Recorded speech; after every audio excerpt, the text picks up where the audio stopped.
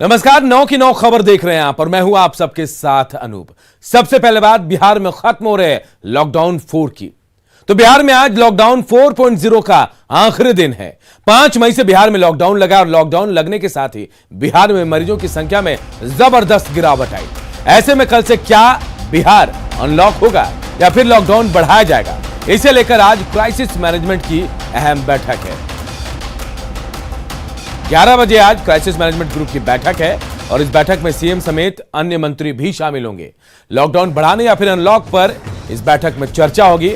हालांकि कहा जा रहा है कि कुछ पाबंदियों को हटाने पर इस बैठक में, इस मीटिंग में चर्चा हो सकती है।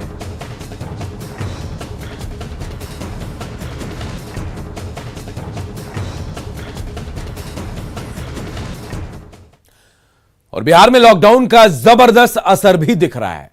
बिहार में कल कोरोना के मिले 762 नए मरीज। एक्टिव केस की संख्या अब घटकर 8,230 रह गई है। वहीं रिकवरी रेट देखिए बेहतर हुआ है। रिकवरी रेट जो है वो बढ़कर 98.09% पर पहुंच गया है। हालांकि राजधानी पटना की बात करें तो राजधानी पटना में 67 नए मरीज मिले हैं और कई जिले ऐसे भी हैं जहां 10 से भी कम नए मरीज मिले हैं। तो देखिए ये लॉकडाउन का असर है कि लगातार कोरोना मामले जो है कम होते जा रहे हैं और एक्टिव केस की संख्या भी घटती जा रही है और जो रेट है, रिकवरी रेट, वो बेहतर होता जा रहा है।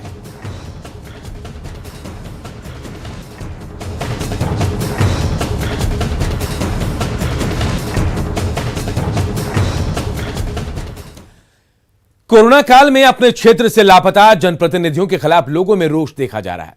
जमुई सांसद चिराग पासवान पर पिछले 6 महीने से अपने क्षेत्र में नहीं आने का आरोप लगा है। शहर के कचहरी चौक पर सांसद के लापता होने का पोस्टर भी लगाया गया है। पोस्टर लगाने वालों के मुताबिक चिराग पासवान सिर्फ वोट लेने के वक्त ही यहां दिखाई देते हैं। उन्होंने कहा कि कोरोना काल में सांसद ने एक बार क्षेत्र की जनता की सुध नहीं ली। देखिए हमारे सहयोगी केसी कुंदन की रिपोर्ट। जमुई सांसद चिराग पासवान के विरोध में शहर के कचहरी चौक पर कई पोस्टर लगाए गए हैं। देख सकते हैं कि यहाँ पर एक पोस्टर लगाया गया है।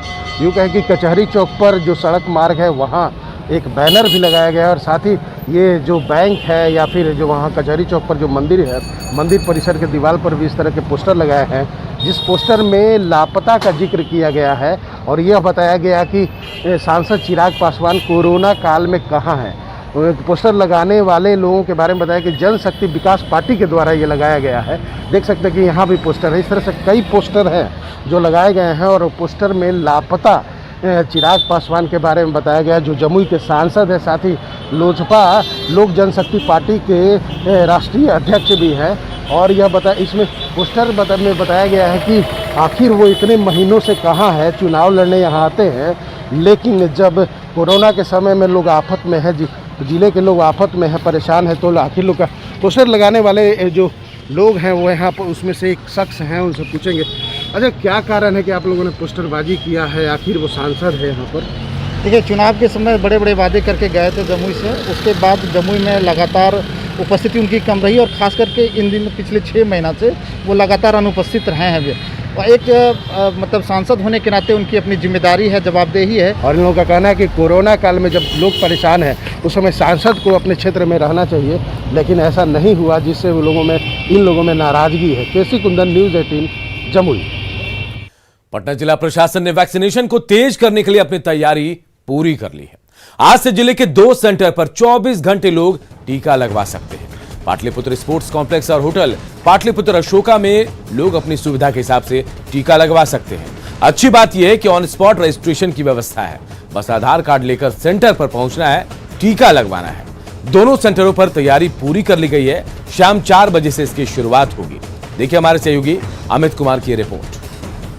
कोरोना से जंग जीतने की कवायद जो है वो बिहार सरकार लगातार जारी रखे हुए है और इसी क्रम में आज से जो है 24 घंटे का जो कोविड टीकाकरण केंद्र जो है उसकी शुरुआत हो रही है और पटना में 2 जगहों पे ये कोविड टीकाकरण केंद्र जो है बनाया गया है, जहां पे 24 घंटे लोग जो हैं वो आकर के टीकाकरण करवा सकते हैं।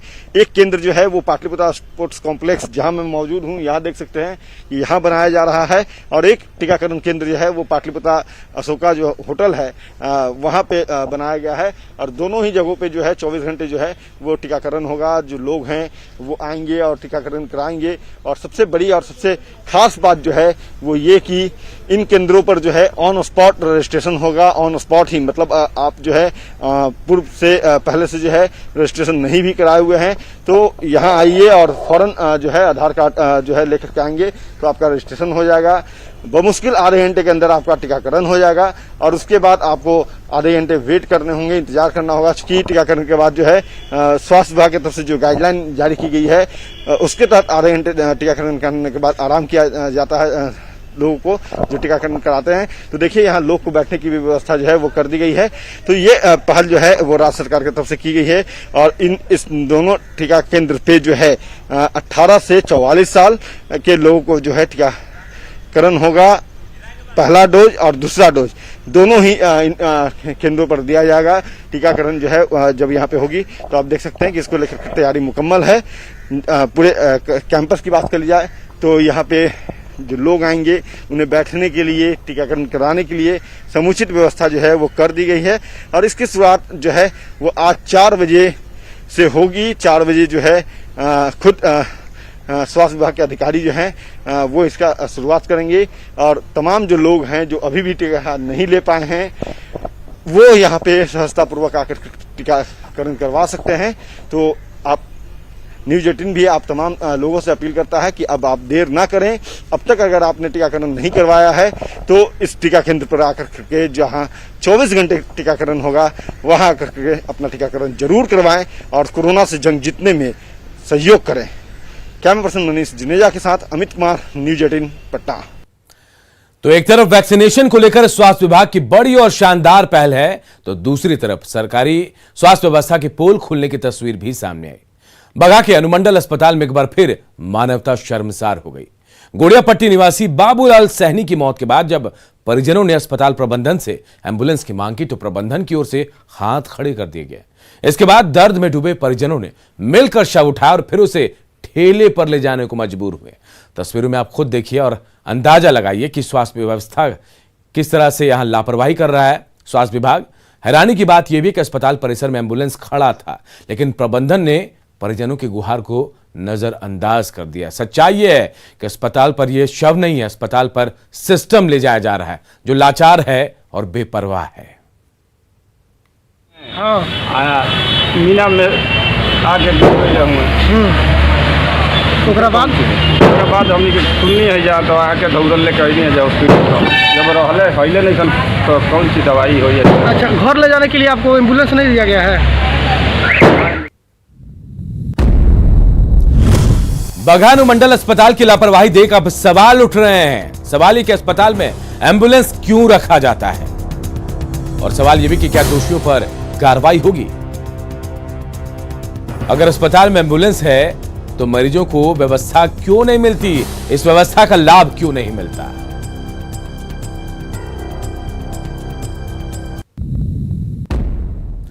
और मौसम से जुड़ी एक बड़ी जानकारी इस वक्त आ रही है। मौसम विभाग की तरफ से बड़ी जानकारी मिली है। बिहार में 15 जून तक मानसून पहुंचेगा। जी हां, 15 जून तक मानसून पहुंचेगा बिहार में। झारखंड, पश्चिम बंगाल और ओडिशा होकर बिहार पहुंचेगा मानसून। 11 जून तक बंगाल की खाड़ी में कम दबाव बनने की संभावना है। कर्नाटक, केरल और तेलंगाना में मानसून जो है वो पहुंच चुका है। 15 जून से बिहार में मानसून की बारिश की संभावना जताई गई है। पटना के मौसम विज्ञान केंद्र ने ये अहम जानकारी दी है। तो बिहार में 15 जून से मानसून पहुंचेगा, मौसम विभाग ने इसकी जानकारी दी है। हालांकि केरल, कर्नाटक और तेलंगाना में मानसून पहुंच चुका है और अब बंगाल, झारखंड से होते हुए बिहार 15 जून तक मानसून पहुंचेगा।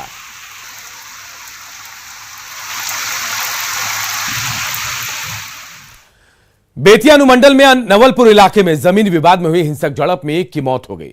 मौत के बाद परिजनों ने जमकर बवाल भी काटा। नाराज लोगों ने आरोपियों के घर पर हमला बोल दिया।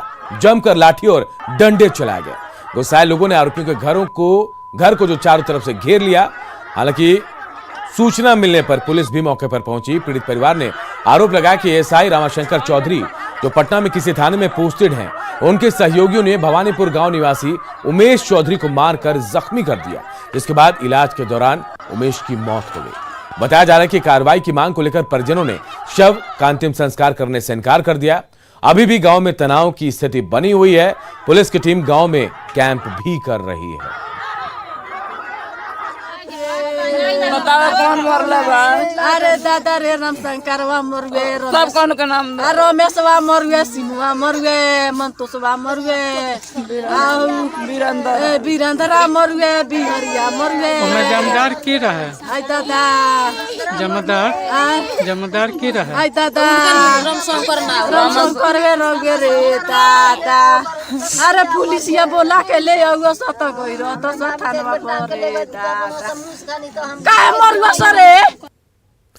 जमुई के चंद्रदीप थाना इलाके के जिस नाबालिग को अगवा का धर्म परिवर्तन कराकर निकाह कराया गया था, उस लड़की ने कोर्ट में आवेदन देकर परिजनों के साथ रहने की इच्छा जताई है। पीड़ित परिवार ने आरोपी को गिरफ्तार कर कड़ी कार्रवाई की मांग भी कोर्ट से की है। आपको बता दें कि गांव के एक युवक पर अगवा कर धर्म परिवर्तन कराकर जबरन निकाह कराने का यहां आरोप लगा है।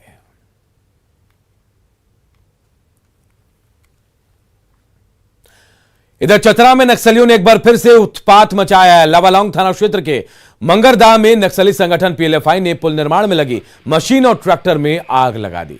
इस घटना की जिम्मेवारी पीएलएफआई उग्रवादी संगठन ने ली है। घटना के बाद पर्चा छोड़कर ठेकेदार को धमकी दी गई है और लेवी की मांग की गई है। घटना के बारे में बताया जा रहा है कि 5-6 की संख्या में नक्सली निर्माण स्थल पर पहुंचे और मशीनों में आग लगा दी। लेकिन राहत की बात यह है कि कुछ मशीन नहीं जल पाए, लेकिन इस घटना के बाद मजदूरों में दहशत है।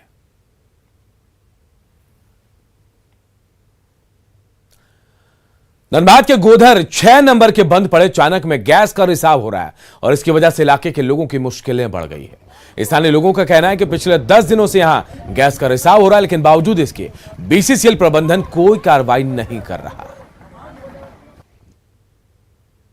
हम लोग बगल में ही रह रहे हैं, आज से नहीं, बहुत बचपन से यहाँ मेरा जन्मजात है।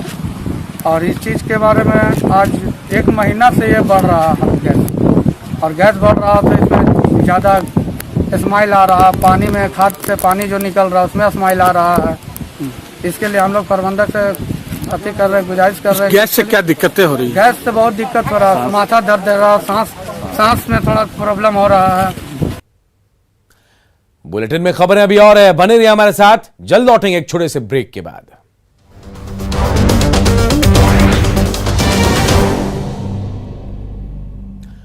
और अब आपको मधुबनी जिले के ऐसे छात्र से मिलवाते हैं जिन्होंने महज 14 साल की उम्र में न सिर्फ बिहार का बल्कि देश का भी मान बढ़ाने का काम किया। कक्षा 11वीं के छात्र यश झा ने सोशल मीडिया के जरिए पटना निवासी बुजुर्ग महिला जो कि कोरोना पॉजिटिव थी, उन्हें समय पर इलाज उपलब्ध कराकर उनकी जान बचाने में मदद की थी। यश ने जिस वक्त यह काम किया उस वक्त यश और उनका पूरा परिवार खुद भी कोरोना पॉजिटिव था।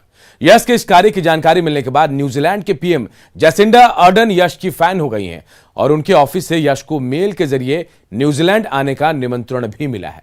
न्यूजीलैंड गवर्नमेंट ने 32 देशों से एक प्रतिनिधि को सिलेक्ट किया है, जिसमें भारत की ओर से यश झा को चुना गया है। इन सभी 32 प्रतिनिधियों के साथ न्यूजीलैंड के पीएम आज रात गूगल मीट के जरिए बातचीत करने वाली है। अपनी सकारात्मक सोच की वजह से महज 14 साल की उम्र में यश झा ने ग्लोबल लेवल पे बल्कि अंतर्राष्ट्रीय पहचान बनाई है। हमारे साथ यहाँ जो यश झा, यहाँ उनका पूरा परिवार हमारे साथ हैं। एम्बेसी है न्यू दिल्ली में, उनके मीडिया हेड का ईमेल आया था। उन्होंने मुझे बोला कि आपको नॉमिनेट किया गया है, आप एम्बेसडर से मीट कर लीजिए।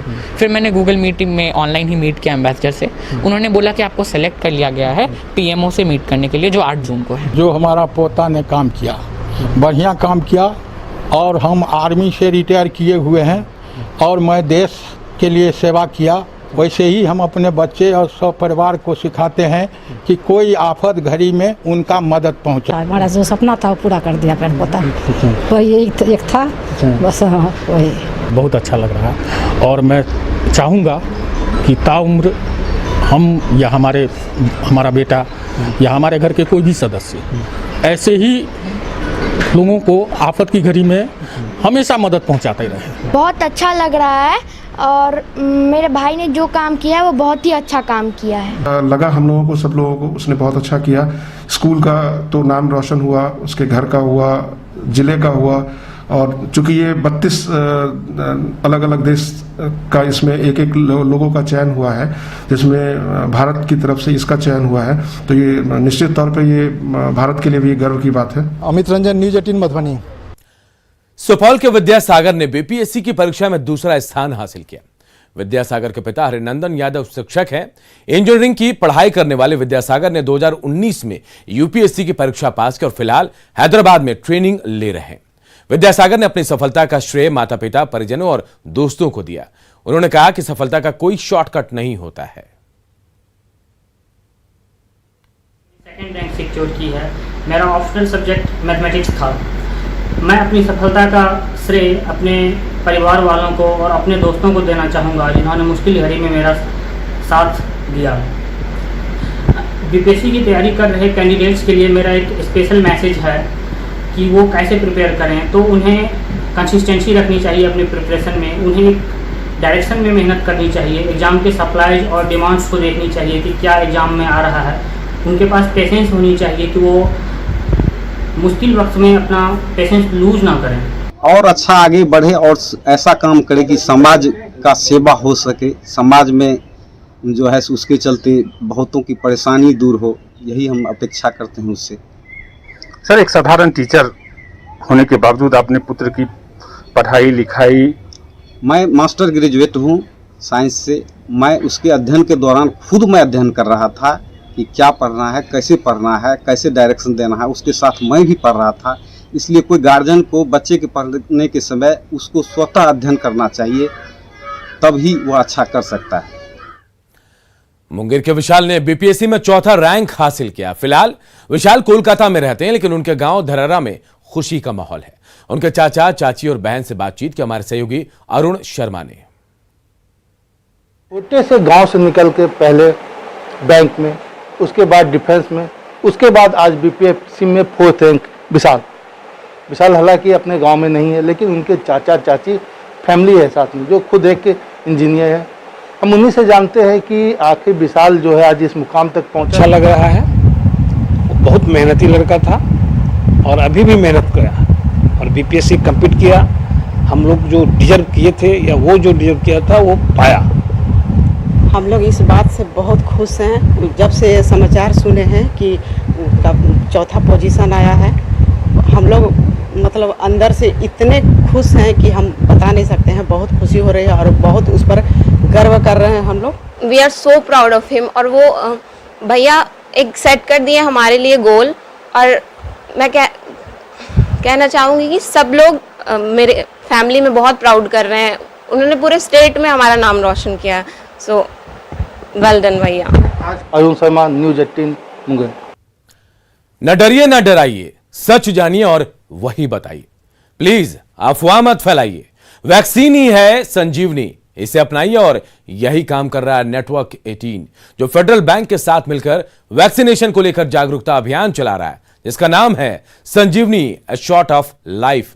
और काम है जागरूकता के जरिए कोरोना को मात देना। टीका लगा, वो जरा टीका लगा, जब अपनी बारी आए टीका लगा। हो ये जो ढाल सी है तो कमाल सी है, संजीवनी आई यहाँ।